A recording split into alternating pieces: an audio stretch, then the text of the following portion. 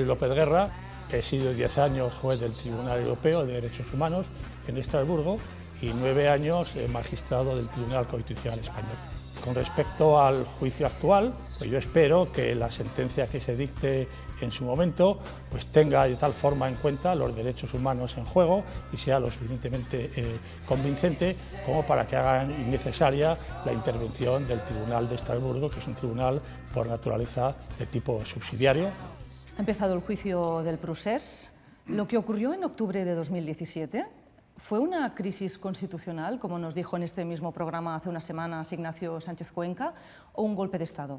El problema con este juicio, creo yo, está que se trata de una materia en la que prácticamente pues, no hay antecedentes, no hay precedentes. ¿Qué ocurre? El pronunciamiento que se haga en este juicio pues, va a tener consecuencias no solo muy graves en su momento para los afectados, sino también para el resto de los ciudadanos. Es decir, porque el tribunal va a sentar precedentes, va a sentar pautas con respecto a cómo si se pueden limitar derechos humanos importantes, el derecho de libertad de expresión, de manifestación, de reunión, los derechos de los representantes populares. Entonces, yo creo que la importancia de este juicio reside, desde la perspectiva de los derechos humanos, no tanto el que se inserte en una cuestión política muy amplia, sino que tiene consecuencias pues, muy graves para la democracia y para el régimen de derechos humanos en España. Pero en cuanto a la calificación de los hechos de octubre como crisis constitucional o golpe de Estado, ¿usted hacia dónde se inclina? A mí me resulta difícil aplicar el término golpe de Estado. Tradicionalmente yo cuando pienso en España pues pienso en el golpe de Estado del general Primo de Rivera en Barcelona en 1923, o el intento de golpe de Estado del general Sanjurjo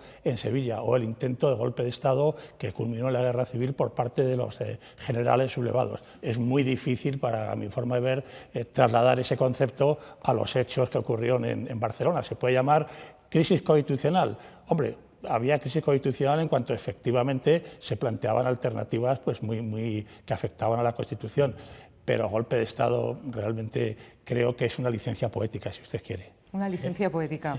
Pues se ha usado mucho ese término, ¿eh? Bueno, pero Señor es un López término Guerra, que gusta mucho, es fácil de utilizar y viene a la mente rápidamente, pero francamente a mí no me parece que sea el más adecuado para esta circunstancia. El fiscal habló de juicio en defensa de la democracia. ¿Qué le parece esta definición?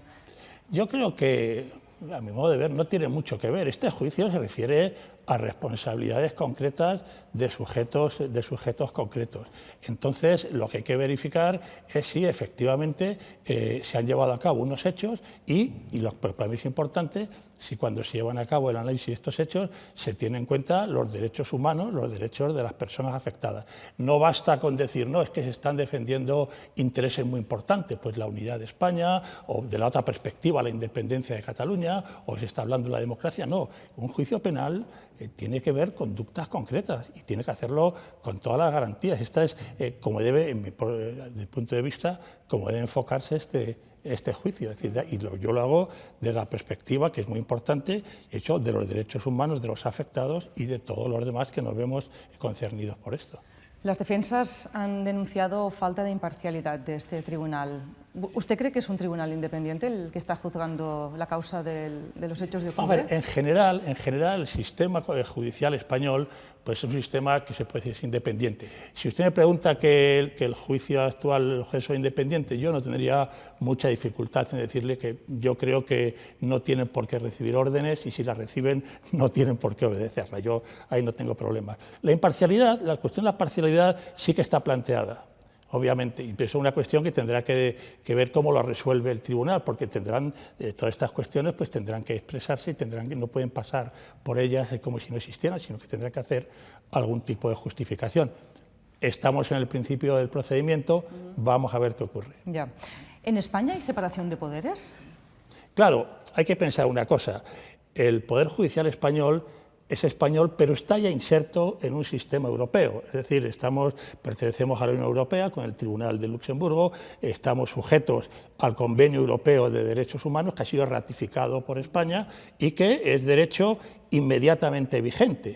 Y es un tema eso que me parece importante, Porque a veces se dice, bueno, los jueces españoles van a aplicar el derecho español, el Código Penal, y luego que Estrasburgo decida sobre derechos humanos. Es una visión absolutamente falsa. Es decir, el Convenio Europeo de Derechos Humanos es un convenio que ha sido ratificado por España. Es un derecho que vincula a los jueces españoles. Cuando un juez tiene que juzgar, pues si un juez penal, tiene que juzgar con el Código Penal, pero también con el Convenio Europeo de Derechos Humanos, interpretado por la jurisprudencia de Estrasburgo. Incluso yo diría más, en la última doctrina del Tribunal Constitucional, si hubiera contradicción entre el derecho nacional, entre el Código Penal y el Convenio Europeo de Derechos Humanos, tiene preferencia la aplicación del Convenio Europeo. Es decir, los jueces españoles son jueces de derechos humanos y están vinculados por el convenio, no únicamente por el Código Penal. Yo creo que eso es algo que se debe tener en cuenta. No es que estemos juzgando ahora y luego ya veremos qué dice Estrasburgo. No, no, hay que aplicar la doctrina de Estrasburgo y el Convenio Europeo, aplicarla en cada caso. Ya, no me ha dicho un sí rotundo cuando le he preguntado si en España hay separación de poderes. Hombre, se podían perfeccionar. Vale. Por ejemplo, lo vamos a dejar así. Por ejemplo, ¿no? Un ejemplo, pues se discute mucho.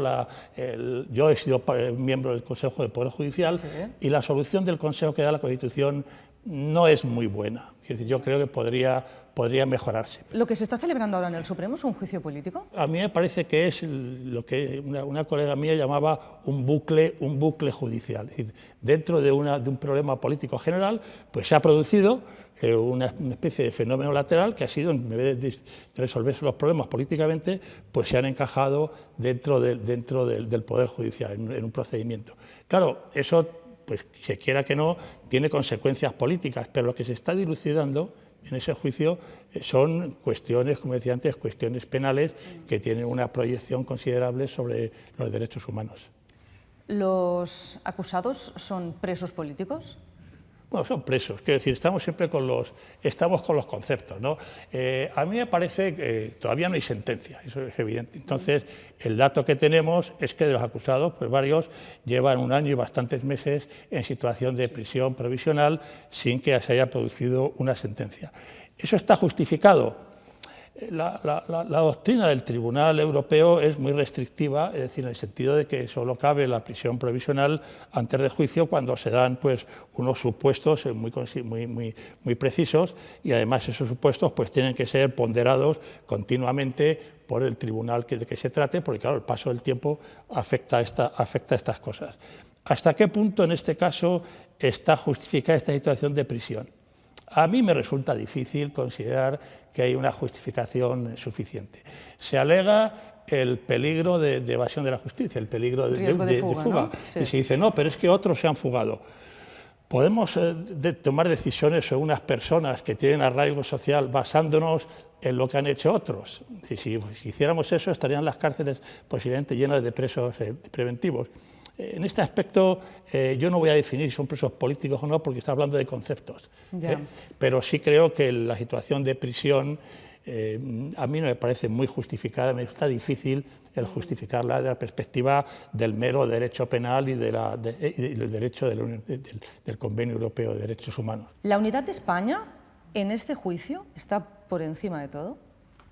Ya le he dicho, esto es un juicio penal que se dilucidan responsabilidades de personas y se plantean cuestiones muy importantes y muy graves de derechos humanos. Invocar la unidad de España, invocar la defensa de la independencia de Cataluña, invocar cualquier otro principio político, pues resulta, a mí me parece que es ocioso. En este punto lo que estamos viendo es algo muy importante, establecer las pautas que van a tener en España, en general, van a tener las restricciones de derechos tan importantes como la libertad de expresión, la libertad de asociación, la libertad de manifestación, la libertad por parte de los elegidos de actuar libremente. Eso es lo importante. Entonces, invocar grandes principios para realmente afectar a estos derechos, me parece que eso sí que es politizar un juicio, a mi modo de ver. ¿A los líderes independentistas se les ha vulnerado el derecho a manifestación, a expresión, libertad de expresión, a reunión? Se ha iniciado el procedimiento, entonces vamos a ver. Vale. Lo que sí está planteado es la cuestión, es decir, efectivamente esos problemas los vemos todos, vemos los problemas que afectan a todos estos derechos y entonces vamos a ver cómo resulta la sentencia, pero hasta que no se produzca sentencia, pues no podemos saber si hay violación o no. porque claro, una sentencia no solo tiene que hacer justicia, tiene que parecer que hace justicia, y por lo tanto las deliberaciones, no solo las deliberaciones, sino los razonamientos internos de la sentencia son muy importantes. Hombre, yo quiero tener la confianza de que la sentencia va a ser lo suficientemente razonable y de acuerdo con los derechos humanos como para que realmente el Tribunal de Estrasburgo, en todo caso, tenga un papel, que es el que tiene, papel subsidiario. El desideratum, lo que habría que desear es que no hiciera falta ir a Estrasburgo, es decir, que la decisión que se tomase fuese lo suficientemente convincente como para que no hiciera falta. Bueno, debería ser, bueno, igual va en la línea de los que muchos dicen que este juicio del Supremo está adoptando características muy garantistas para evitar el trompazo en Estrasburgo. Yo prefiero pensar que está adoptando características garantistas para cumplir con los mandatos del Convenio Europeo. Es decir, insisto, el Convenio es una ley que nos vincula y vamos a pensar que las soluciones, que los problemas que se plantean los tenemos que solucionar nosotros, y cuando digo nosotros me refiero dentro del ámbito del proceso actual, y no esperar que se resuelvan en otras instancias. ¿En España hay libertad de expresión? Vamos a ver, yo creo que el nivel que hay en general es bueno, está dentro del estándar europeo, pero hay que señalar también que hay aspectos para mí peligrosos, es decir, cuando no se tiene en cuenta que no solamente los mandatos de la ley, sino que tienen que ser los mandatos de la ley interpretados a la luz de los principios y los derechos del convenio. Entonces hay casos en que el Tribunal de Estrasburgo pues, ha tenido que intervenir y recordar esto, es decir, que se trata de que hay unos derechos y la libertad de expresión tiene tal trascendencia política y social que entonces hay que intentar la ley de esa perspectiva y sobre todo por un motivo, y eso es lo peor, no que haya muchos casos de restricción de la libertad de expresión, sino el efecto que podemos decir disuasorio o inhibitorio que pueden tener algunos casos, lo que el tribunal que usa el inglés usa el término dice chilling effect. No se trata de perseguir a todos los periodistas o a todos los que hacen expresiones, pero basta con castigar a uno o dos para que esto tenga un efecto disuasorio considerable. A mí me preocupan los casos que ha habido hasta ahora porque pueden tener este efecto, aun cuando a mi modo de ver, pues por ejemplo, ya digo, el Tribunal de Estrasburgo ha tenido que emplearse en varias ocasiones. Bueno, usted estaba allí cuando se juzgó lo de la quema de fotografías de la familia real, me parece, ¿no? Es un ejemplo. Entonces, claro, el caso en sí, luego hay que decir esa sentencia, la línea de la sentencia de Estrasburgo ha sido luego seguida por las jurisdicciones españolas, lo cual señala que tanto, por una parte, el peligro del efecto inhibitorio de la restricción, como por otra parte, la importancia que tiene la fijación por los tribunales de precedentes, digamos, que tengan en cuenta los derechos humanos. ¿Fue legal la aplicación del 155 en Cataluña? Vamos a ver, el 155 lo que dice es que el Gobierno pues, podrá dar instrucciones a las autoridades autonómicas. La doctrina constitucionalista inicial consideraba que dar instrucciones a las autoridades suponía que se mantenían esas autoridades. La aplicación que se hizo no fue esta, fue simplemente suprimir estas autoridades. Esto, digamos, que queda abierto porque hay un procedimiento constitucional sobre este asunto, de forma que vamos a ver qué dice el Tribunal Constitucional. Mi primera impresión cuando yo vi cómo se aplicaba el 155 fue sorprenderme, porque ya digo, la doctrina constitucionalista, en fin, hay obras sobre esto, se había escrito mucho, y se excluía, en principio, que esto supusiera la supresión pura y simple, aunque fuera momentánea, de las instituciones autonómicas. Claro, y eso no me lo ha preguntado usted, pero si ya es dudoso que la supresión provisional de las autoridades autonómicas pues, sea de acuerdo con la Constitución, la supresión indefinida pues sí que parece estar claramente en contra. Sobre todo porque hay partidos políticos que ahora mismo están prometiendo en su programa electoral, vamos a decirlo así, una aplicación indefinida del 155 si ganan. Pero vamos, la aplicación indefinida del 155 supone la supresión pura y simple del principio de autonomía que está consagrado en la Constitución. Si ya es difícil, ya digo, el pensar en una suspensión temporal, porque claro, la suspensión temporal en último término depende de la mayoría del Senado. Entonces, ¿qué ocurre? Que la estructura autonómica del Estado está dependiente solo de la espada de Damocles, que es una mayoría del Senado. Eso es difícil de apreciar, pero en fin, es una cuestión, digo, que está abierta. Ahora, suspensión indefinida, yo creo que eso va contra la literalidad inmediata del artículo 155. Desde el punto de vista constitucionalista no es aceptable. ¿Este conflicto tiene solución más allá de este juicio, del tema judicial? Tiene que tener solución, ¿no? Lo que yo creo, vamos a ver, el conflicto, seamos realistas, no se trata de que repentinamente el año 2016 o 2017 pues surja un problema con respecto a la relación de Cataluña con el Estado español. Pues a los que nos gusta la historia vemos que el problema de la relación de Cataluña y el Estado español pues, es de siglos y se plantea continuamente.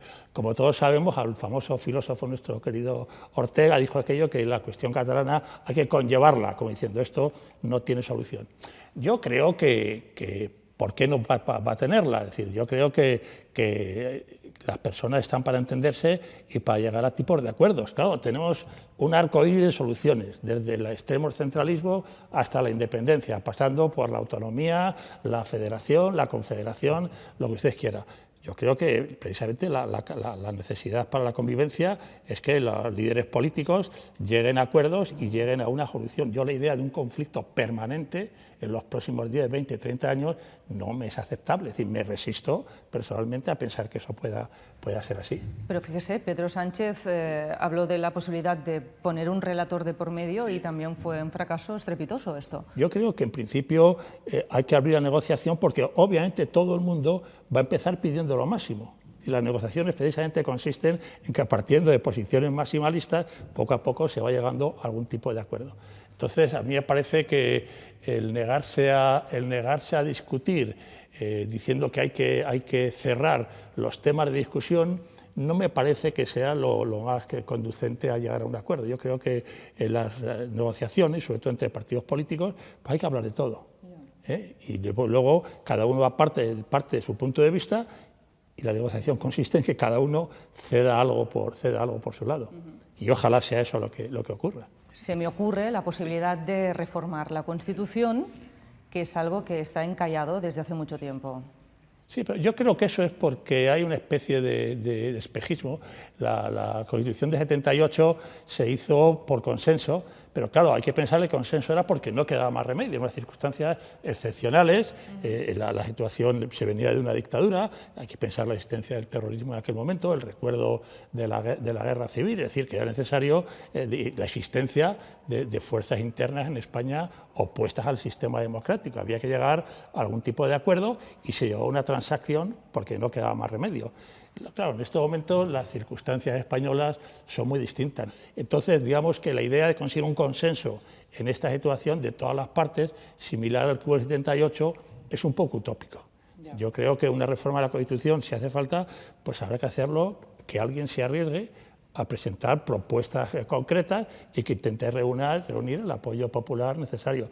Ya sé que esto pues, puede suponer un sacrificio para líderes políticos que en un sistema democrático necesitan un apoyo electoral, pero si somos responsables, yo creo que alguien tiene en algún momento que hacer propuestas ya determinadas, no propuestas vagas, hablar de federalismo y demás, sino propuestas concretas de cómo debe hacerse la reforma. La posibilidad de celebrar referéndums de autodeterminación.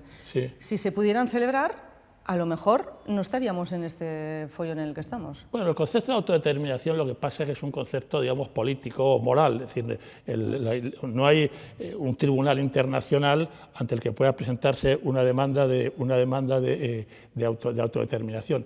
El problema aquí es fundamentalmente, para mí, no cómo se llaman las cosas, si se llama referéndum de autodeterminación o referéndum sobre constitucional, sino si se respeta o no se respeta el principio democrático, que quiere decir que la voluntad del pueblo es la que tiene que tenerse en cuenta al final de todo. A mí me parece que nadie puede discutir cualquier solución que se dé al problema catalán, tiene que contar con el asentimiento del pueblo catalán. ¿Cómo se puede llevar esto a cabo? Pues mire, hay muchas fórmulas y por el nombre, como decía otro, por el nombre no vamos a discutir. Y yo creo que eso, por ejemplo, ¿por qué los temas que se han planteado, por qué la ley fundamental de Cataluña, por qué tiene que llamarse Estatuto de Autonomía y no, como pasa en Alemania o Estados Unidos, Constitución de Cataluña, por ejemplo? Son ejemplos, pero nadie lleva a cabo estas propuestas concretas. Nadie se atreve, ¿eh? como decía usted, ¿no? Hace un rato. Bueno, hay que pensar que en un sistema democrático los líderes políticos dependen de los votos, y eso es legítimo y no podemos negarlo. Eso ocurre, que estas críticas se hacían ya desde la época de las ciudades-estado griegas, ¿no? que en sistemas democráticos pues hay que conseguir una mayoría. Gracias, Muy bien, gracias por sus explicaciones esta noche en el Preguntas Frecuentes. Muy bien. Muy amable.